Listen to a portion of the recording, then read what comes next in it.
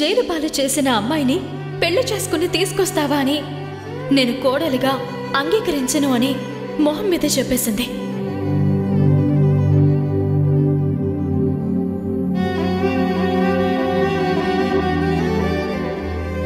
రే వెంకట్రావు, ఏమైందిరా? అలా ఉన్నావేంటి? చెప్పరా, నీ కూతురు అత్తారింటికి వెళ్ళొచ్చావు కదా, వాళ్ళు నిన్ను సత్యనారాయణ స్వామి వ్రతానికి పిలిచారన్నావు కదా, అంతా బాగానే జరిగిందా? ఒరే నారయ్య, వ్రతం బాగా జరిగింది. అందరూ కూడా నన్ను సంతోషంగానే పలకరించారు.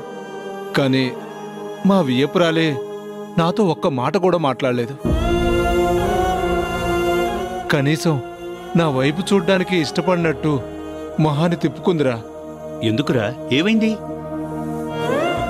ఓహో, అర్థమైందిలే. వాళ్ళేమో కోటీశ్వర్లు, మనమేమో పేదవాళ్ళం. ఏ గొప్పింటి పిల్లో కోడలుగా వస్తుందని ఆవిడ కలలకందేమో. కానీ తన కొడుకు నీ కూతుర్ని పెళ్లి చేసుకున్నందుకు కోపగించుకుందేమోలే. ఆవిడ కోపానికి కారణం అది కాదురా. మరి ఇంకేంటి? మన సీత చేసిన ఒక పని వల్లే ఆవిడ చాలా కోపంగా ఉంది. అత్తగారు కోప్పడేంత తప్పు మన సీతం చేసిందిరా. నారయ్య, నీకు సీత సంగతి తెలుసు కదా.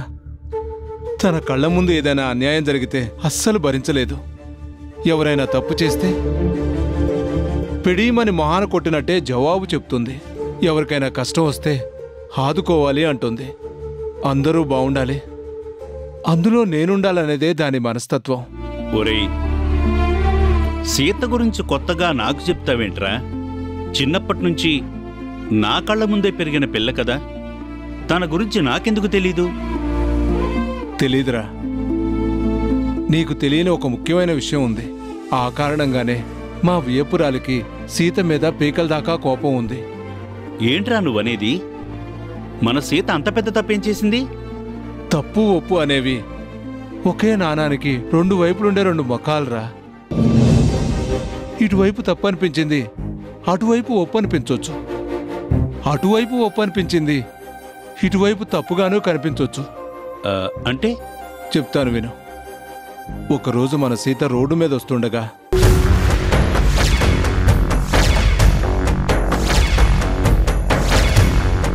అలా దురుసుగా కొట్టిన అబ్బాయికి జైలు శిక్ష కూడా పడిందంట. ఆ కారణంగానే మా వియ్యపురాలికి మన సీత మీద కోపం రా. బావుందిరా, చాలా బావుందిరా.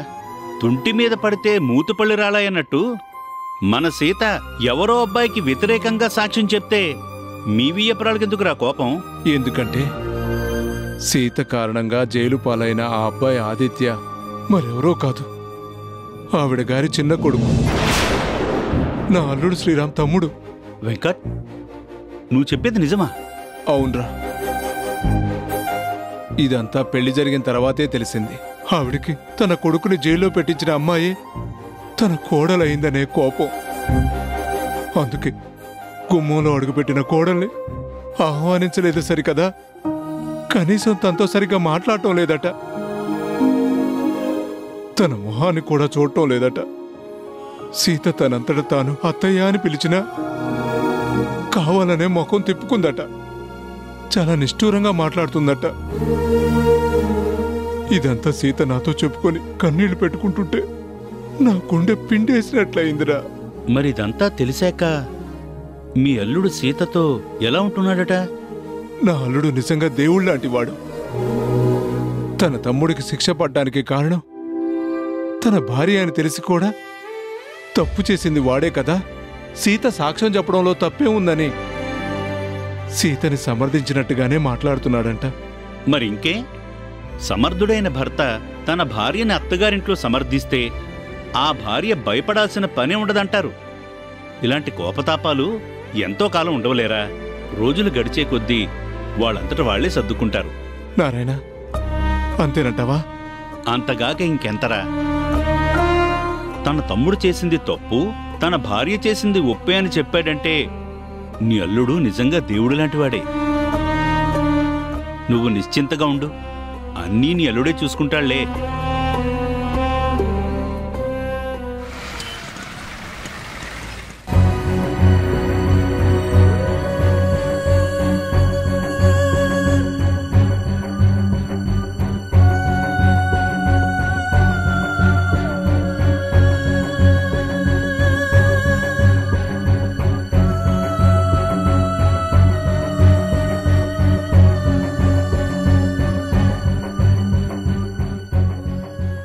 అన్నయ్య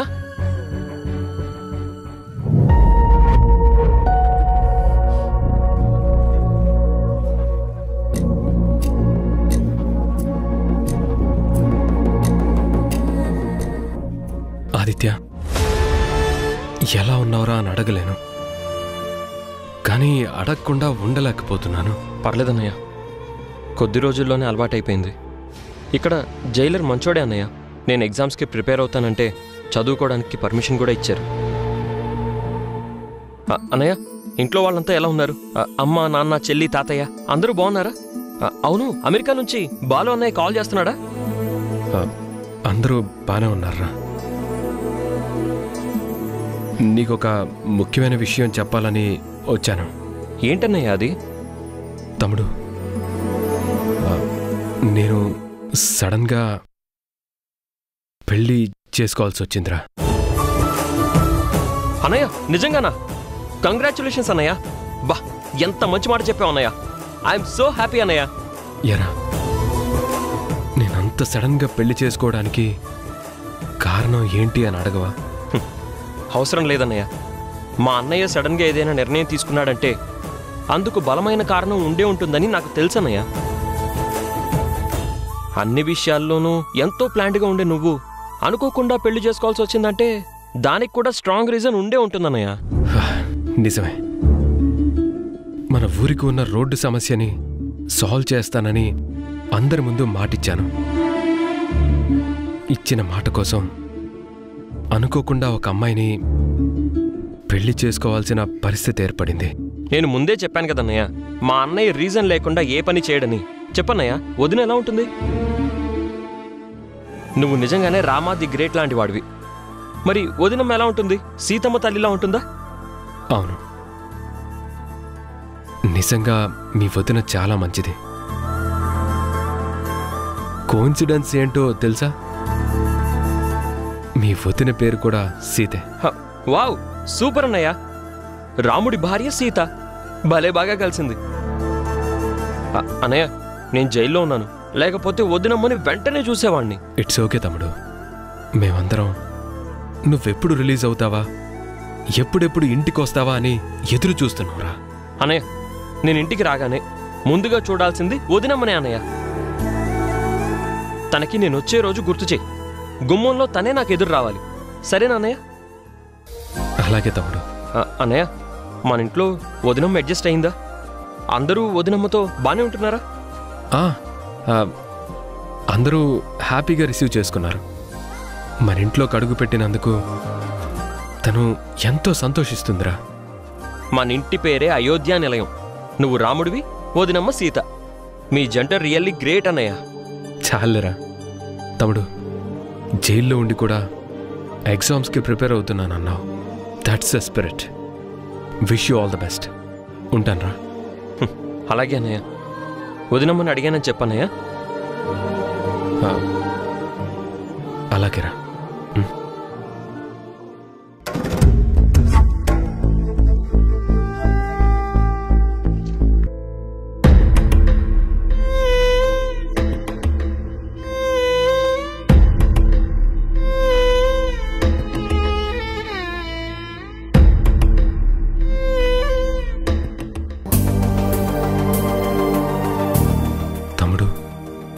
కోర్టులో నీకు వ్యతిరేకంగా సాక్ష్యం చెప్పి నువ్వు జైలుకెళ్ళడానికి కారణమైన అమ్మాయే సీత.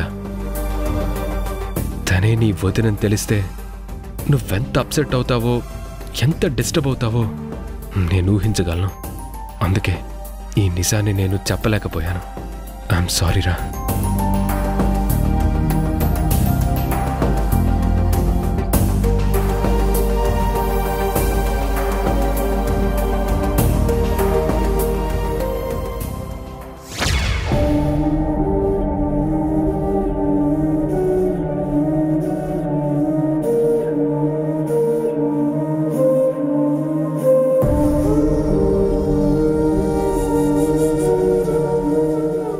మీరు చెప్పాల్సింది లేదు, నేను వినాల్సింది లేదు.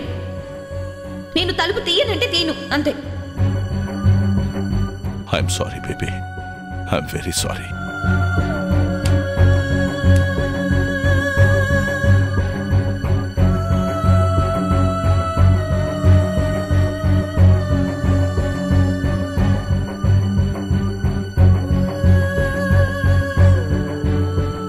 Baby thank you baby.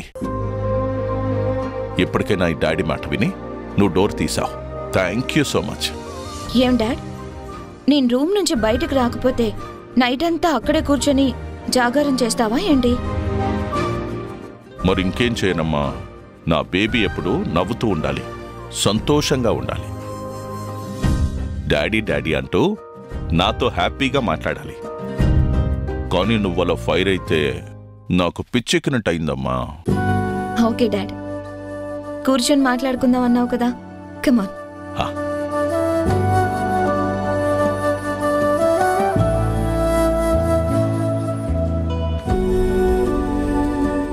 Sorry dad, sudden గా నువ్వు ఆ టాపిక్ తీసుకొచ్చేసరికి నాకు బాగా కోపం వచ్చింది. అందుకే నీ మీద అలా అరిచేశాను. Really I'm very sorry dad. లేదు బేబీ, నేనే నీకు సారీ చెప్పాలి. నీతో మాట మాత్రమైనా చెప్పకుండా పెళ్లిని ఫిక్స్ చేయాలి అనుకోవడం నాదే తప్పు. అందుకే నీకిష్టం లేదు అనగానే వెంటనే వాళ్ళకి ఫోన్ చేసేశాను. మా బేబీ నో చెప్పింది, సో పెళ్లి ప్రపోజల్ క్యాన్సిల్ అని చెప్పేశాను. Dad really? అవును baby, you are my only daughter. నీ సంతోషమే నా సంతోషం. ఆ సంగతి నీకు తెలుసు కదా. నువ్వు చెప్పినట్టుగానే నీకు నచ్చిన వాడికి, నువ్విష్టపడేవాడికి నిన్నిచ్చి పెళ్లి చేస్తాను. హ్యాపీయేనా? Thank you dad, thank you so much. Love you dad. Love you too baby.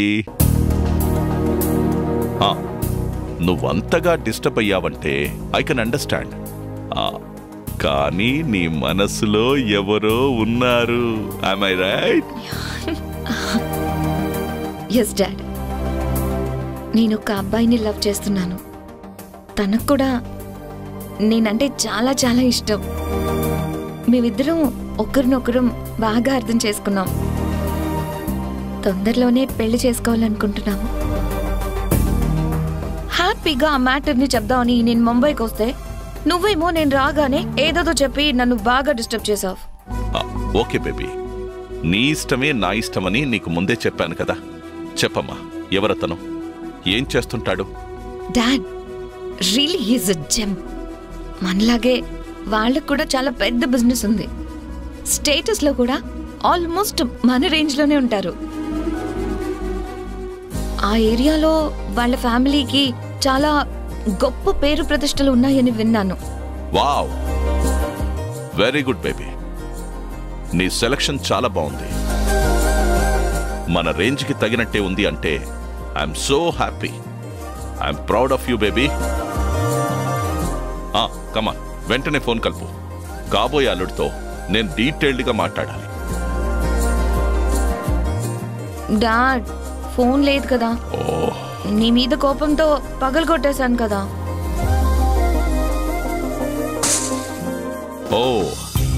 It's okay baby, cool. నీకోసం లేటెస్ట్ మోడల్ మొబైల్ని ఆర్డర్ చేసి తెప్పిస్తాను. Thank you daddy, thank you so much.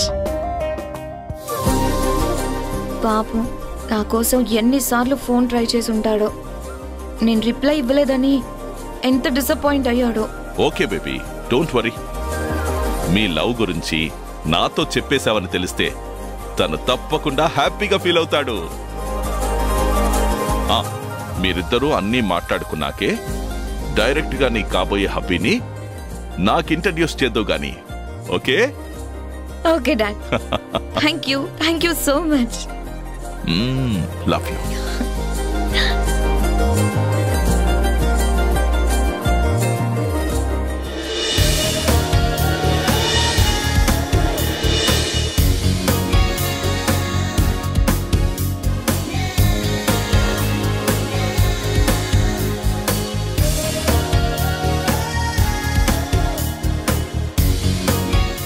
Brand new phone ఈ రోజే కొన్నాను. First call నా రామ్కే చేయాలి. Yes.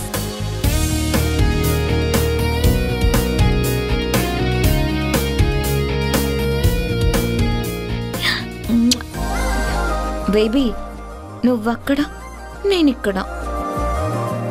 ఈ మొబైల్ని కనిపెట్టిన వాడెవడో కానీ ఖచ్చితంగా వాడు కూడా గొప్ప ప్రేమికుడై ఉంటాడు. అందుకే తన డార్లింగ్తో మాట్లాడడానికి చాలా కష్టపడి ఈ మొబైల్ అనే అద్భుతాన్ని కనిపెట్టాడు.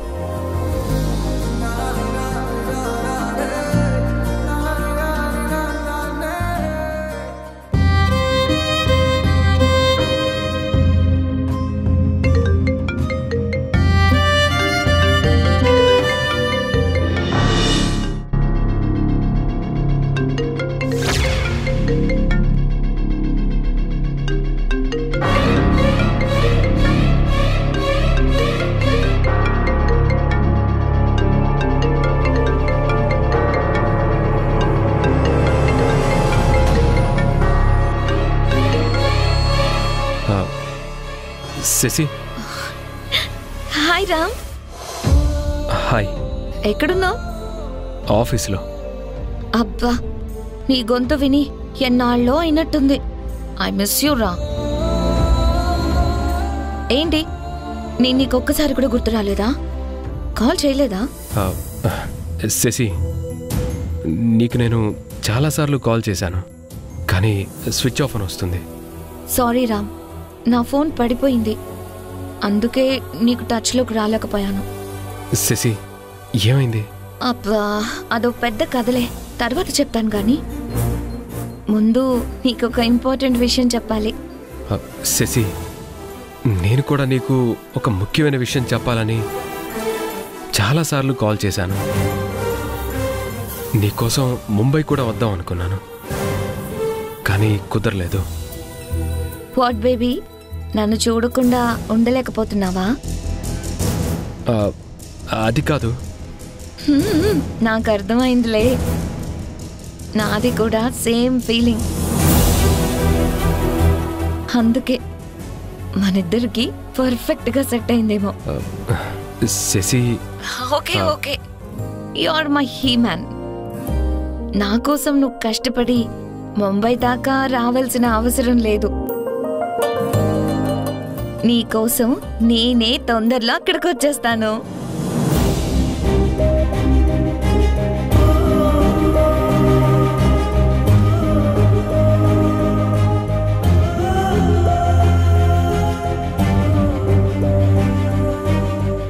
బా శశి, ముందు నేను చెప్పేది వింటావా లేదా? ఓకే బేబీ, అంత ఇంపార్టెంట్ మ్యాటరా? అయితే చెప్పు, ఏంటి?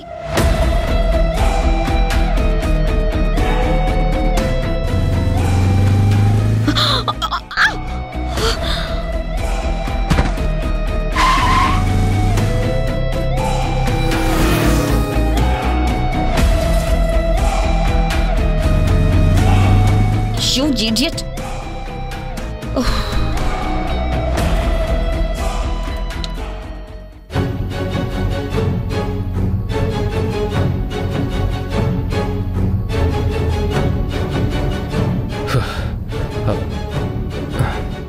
శశి,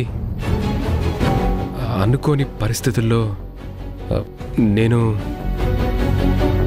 సీతా మహాలక్ష్మి అనే అమ్మాయిని పెళ్లి చేసుకోవాల్సి వచ్చింది.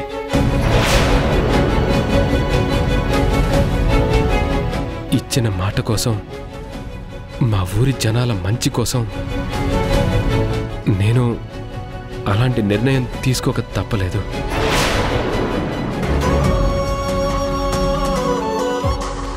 ఇదంతా నీకు చెప్పాలని చాలాసార్లు కాల్ చేశాను, కానీ కనెక్ట్ కాలేదు. శశి, ప్లీజ్ నన్ను అర్థం చేసుకో.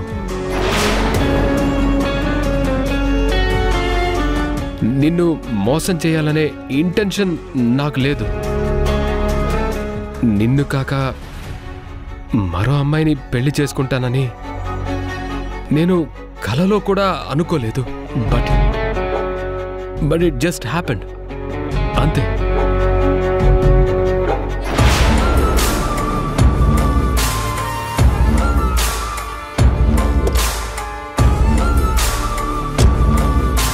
సరిగ్గా నా బేబీతో మాట్లాడేటప్పుడే అడ్డొచ్చాడు, ఇడియట్.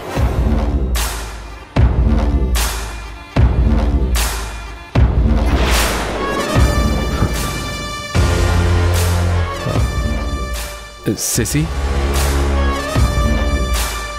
శశి ఏం మాట్లాడవేంటి? ఇది నీకు షాకింగ్ న్యూస్ అని నాకు తెలుసు, కానీ ఏం చేయను? I was just completely helpless.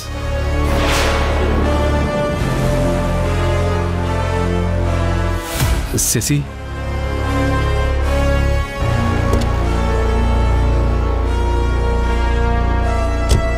Baby చెప్పు వెంకట్రావు, ఏదో పని మీద వచ్చినట్టున్నావు. మన సీతని అల్లుడు గారిని ఒకసారి మా ఇంటికి తీసుకెళ్దామని. ఇప్పటికిప్పుడు పంపించాలంటే అదేనయ్యా, పెళ్ళయ్యాక అమ్మాయి పుట్టింట్లోనే కార్యం జరగడం సాంప్రదాయం కదా. దయచేసి కాదనకండి.